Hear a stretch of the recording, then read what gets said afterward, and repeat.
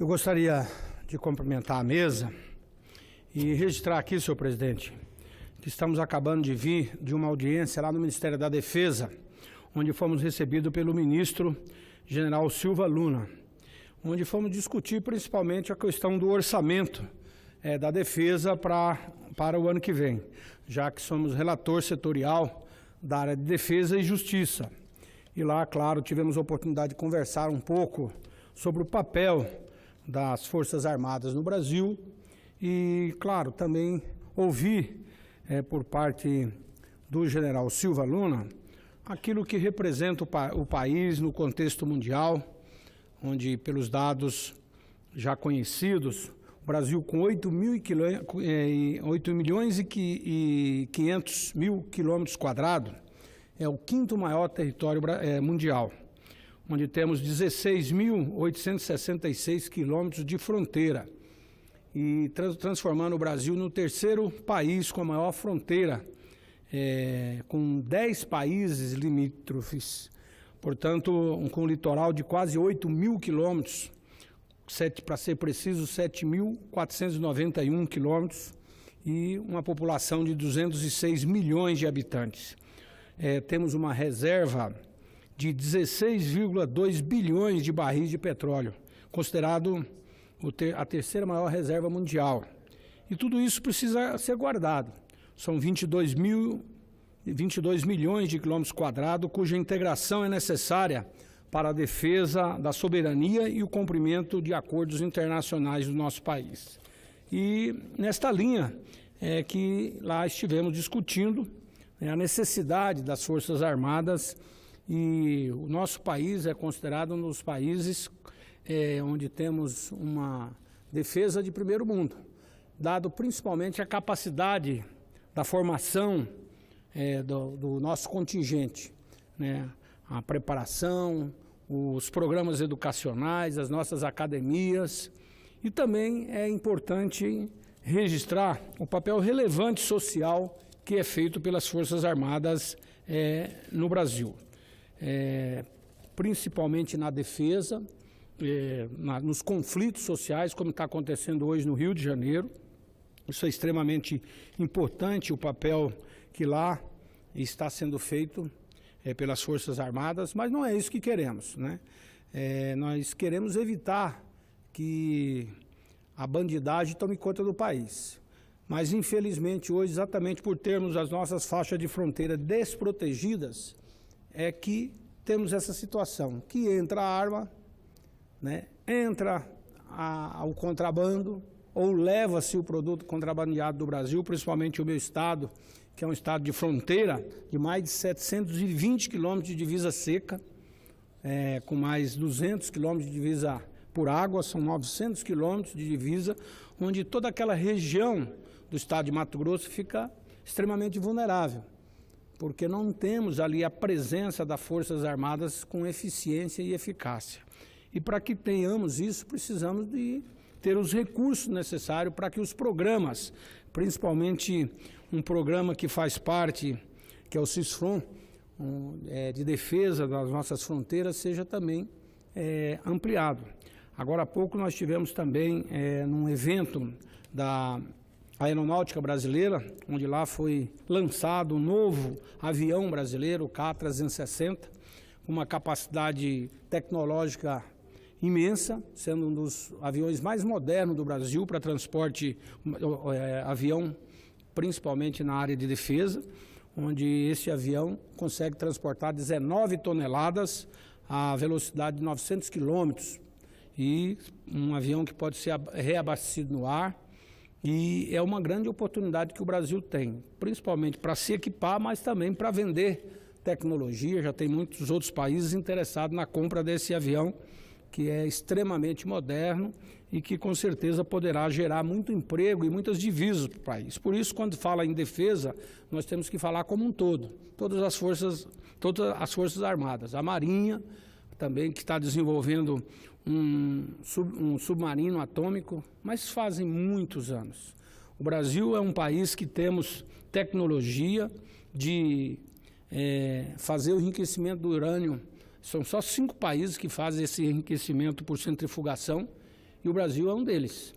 De 5 países no mundo, o Brasil é um que tem essa capacidade. Não que queremos fazer armas atômicas, mas nós temos só para proteger a nossa costa marítima, se tivermos um submarino atômico, vamos ter condições de proteger para que países não venham piratear aqui no nosso país, principalmente a pesca predatória e outras riquezas que o Brasil tem. Então, é importante o desenvolvimento de toda essa tecnologia, não só no sentido de guardar as nossas reservas, e aí a Amazônia, por falar na Amazônia, né, com todo o seu potencial, é a maior reserva de biodiversidade do planeta, e a biopirataria também, ela está presente e infelizmente o país perde muito com isso. Então a chegada dessas armas através do contrabando é prejudicial demais à nossa população.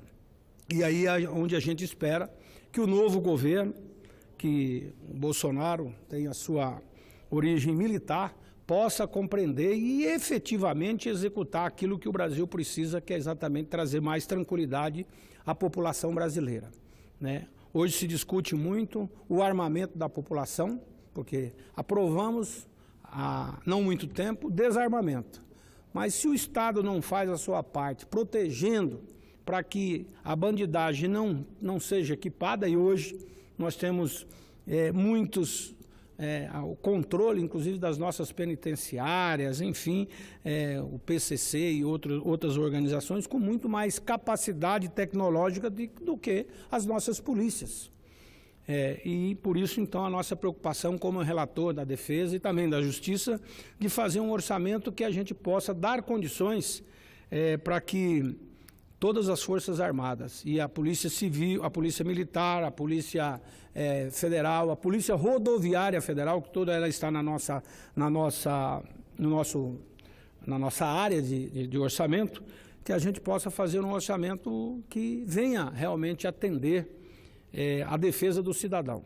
Quando eu falo isso é exatamente porque cada uma dessas polícias, trabalhando principalmente integrado, poderá fazer um grande trabalho. Eu, inclusive, fui candidato a governador do meu estado e na campanha pudemos discutir muito. E, claro, por ser do Mato Grosso, ser um estado com essa condição que já falei aqui, um estado divisa uma faixa de fronteira muito longa, dentro do nosso programa de governo era exatamente a integração de todas as polícias. As polícias do estado, a Polícia Civil, Polícia Militar, Corpo de Bombeiros também, e isso integrado com a nossa Polícia Rodoviária Federal.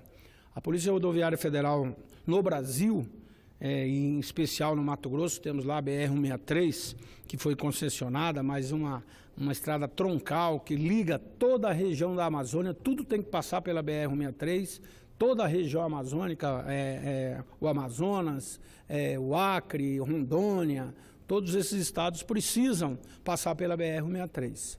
Então, inclusive tivemos lá o problema da greve dos caminhoneiros, e foi exatamente na minha cidade, a cidade de Rondonópolis, que é um entroncamento rodoviário da 364 com a 163, ali poderia ser o grande estupim de uma guerra civil.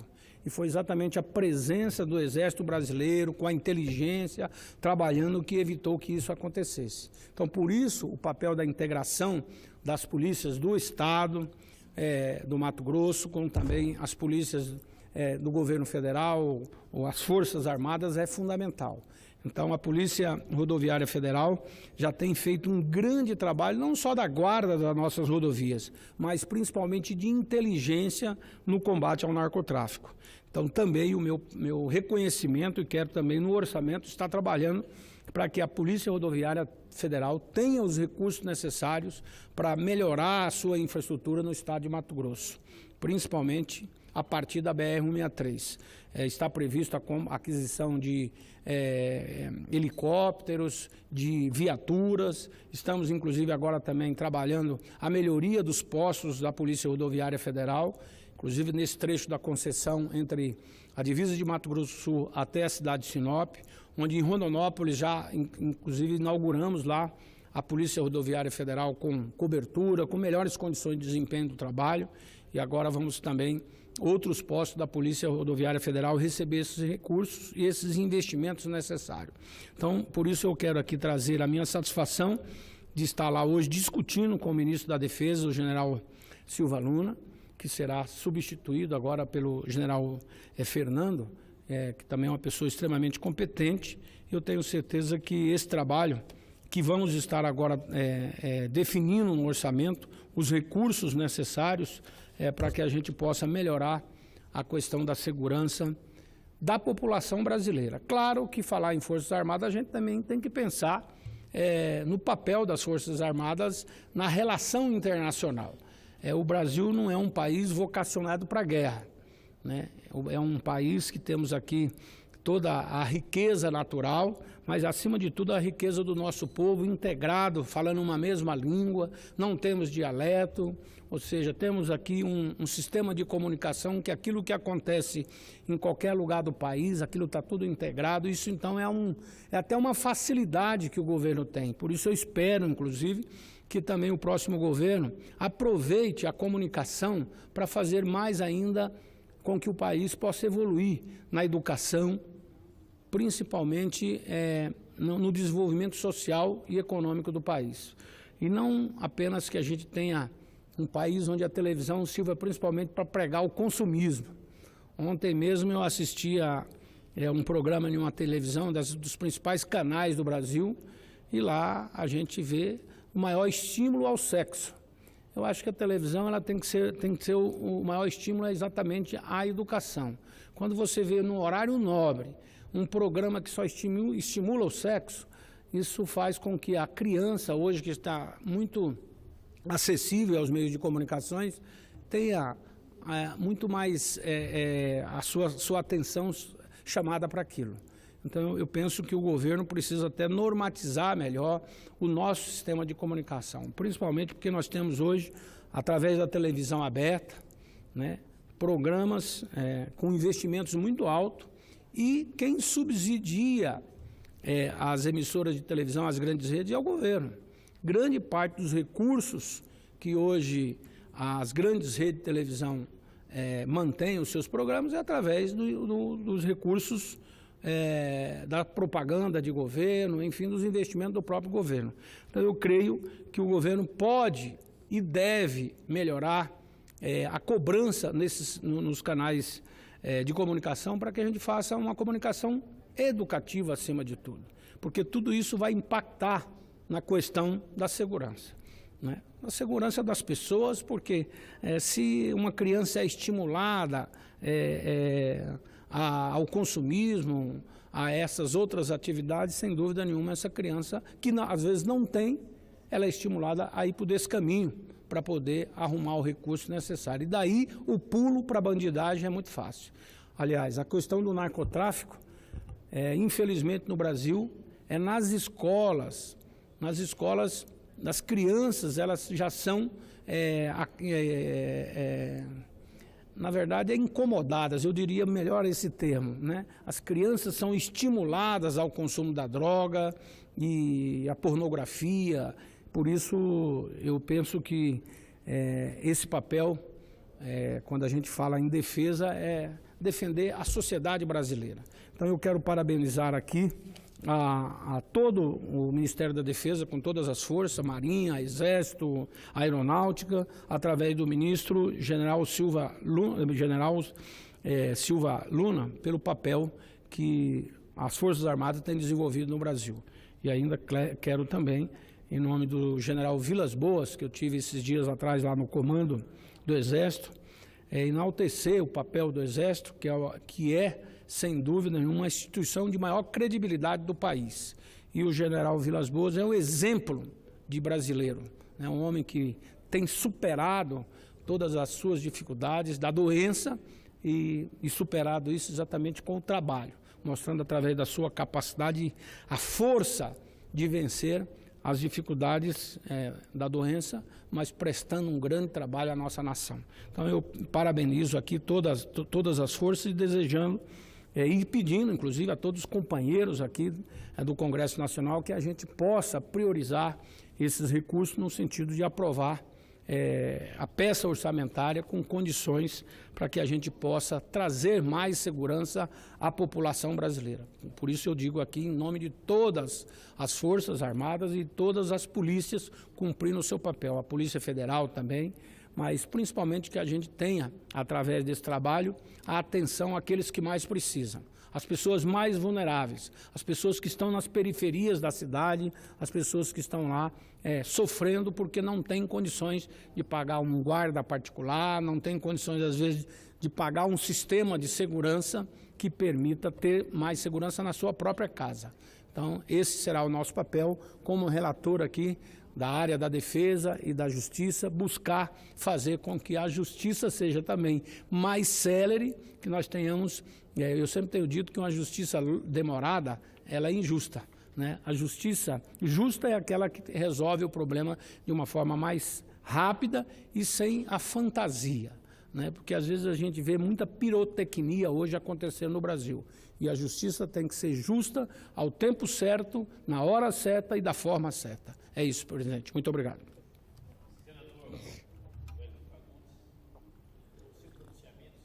Se a gente pudesse resumi-lo, dizer, é o discurso de um patriota. Simplesmente isso aí, um discurso de um patriota. Quando fala sobre a segurança, o respeito que as nossas Forças Armadas devem ter e deve ser ensinado nas escolas, a homenagem ao nosso soldado. E o seu discurso não poderia até ser diferente para honrar historicamente o nome que tens, Wellington, nome de um dos maiores estrategistas que o mundo já gerou, o brilhante Duque de Wellington, comandante da Marinha Inglesa. Sei que representa muito bem o seu estado, o Mato Grosso, estado que eu tive o prazer de trabalhar na minha adolescência, nos anos 66, 67, 68. Mas, quando fala em segurança do Brasil, senador Wellington, eu acho que o Brasil precisaria ter uma rodovia, começando no Amapá, cortando toda a costa norte, leste e sul brasileira, que uma perimetral por todas as nossas divisas. Isso nos traria muito mais segurança. Começando no Amapá, essa rodovia, e terminando no Rio Grande do Sul. Isso nos levaria a progresso, a segurança, teríamos facilidade nas fiscalizações, porque grande parte dos contrabandos de armas, de drogas, entram por essas divisas que nós temos. Então é pertinente o seu discurso, o seu pronunciamento. O seu pronunciamento é de profundidade e podemos resumir o discurso de um patriota, quem ama o Brasil. E a sua justa homenagem às nossas Forças Armadas, seja a Polícia Militar, seja a Polícia Civil, seja a Aeronáutica ou a Marinha ou o Exército, eles merecem de nós toda a consideração.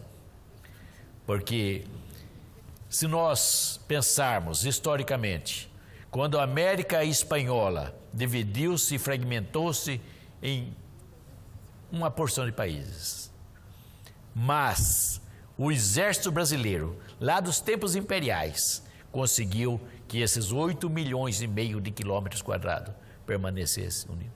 Então as Forças Armadas, senador Wellington, merecem realmente toda a nossa consideração histórica e respeitosa pela história que tem construído no Brasil.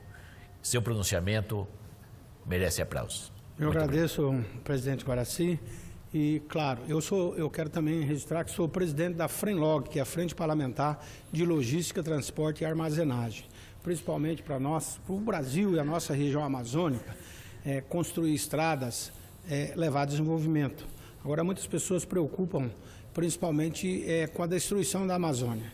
Assim como na nossa faixa de fronteira, uma região abandonada, ela é muito mais suscetível à depredação, à questão da biopirataria. Então, portanto, construir as nossas estradas, mantê-las também é fundamental para a gente não só garantir a geração de emprego, mas garantir a segurança da população. Quando a gente vai falar em segurança, tem que olhar na complexidade do que representa tudo aquilo. Porque no caso do Mato Grosso, que a gente tem ali a faixa de fronteira, como eu disse, 720 quilômetros de divisa seca, sem a guarda, sem estrada, sem o desenvolvimento, é claro que aquilo fica muito mais suscetível o narcotraficante, a vulnerabilidade da população que praticamente está ali isolada, então o contrabando, e vai atormentar quem? Toda a população brasileira, porque a população mato-grossense sofre as consequências, mas a população brasileira também sofre a consequência. Por isso eu sou entusiasta quando Vossa Excelência fala da questão da construção de uma estrada ligando o Pacífico ao Atlântico, as ferrovias que precisam tanto de mais investimento. Nós temos a ferrovia Ferronorte parada na minha cidade, em Rondonópolis. Nós queremos que ela prossiga, que ela vá até Cuiabá, de Cuiabá para o Nortão. A ferrovia Ferrogrão também, que saia de Sinop e vai encontrar lá no Porto de Miritituba. A FICO, que é a Ferrovia da Integração do Centro-Oeste Brasileiro, que estamos numa negociação e já está definido pelo governo a criação do ramal ligando a ferrovia Norte-Sul, lá de Campinorte, em Goiás, até Água Boa, que inclusive no dia 22 agora teremos uma audiência pública proposta pela Assembleia Legislativa através do deputado Nininho, com o prefeito Maurão de Água Boa, e lá estaremos exatamente para fazer com que a integração desta área de produção, e como diz o ministro Blairo Maggi, que é o ministro da Agricultura, ele fala que a ferrovia tem que ir na roça, porque a nossa ferrovia de carga, ela tem que ir buscar onde está a carga. A ferrovia Norte-Sul, ela veio cruzando lá do porto de Itaqui, no Maranhão, na região de Goiás, mas ela não está integrada com o Mato Grosso. E Mato Grosso é extremamente importante para fazer com que aquela produção possa viabilizar, inclusive, a ferrovia Norte-Sul. Ou seja, teremos oportunidade aqui de conversar muito sobre a infraestrutura, que é fundamental para o país.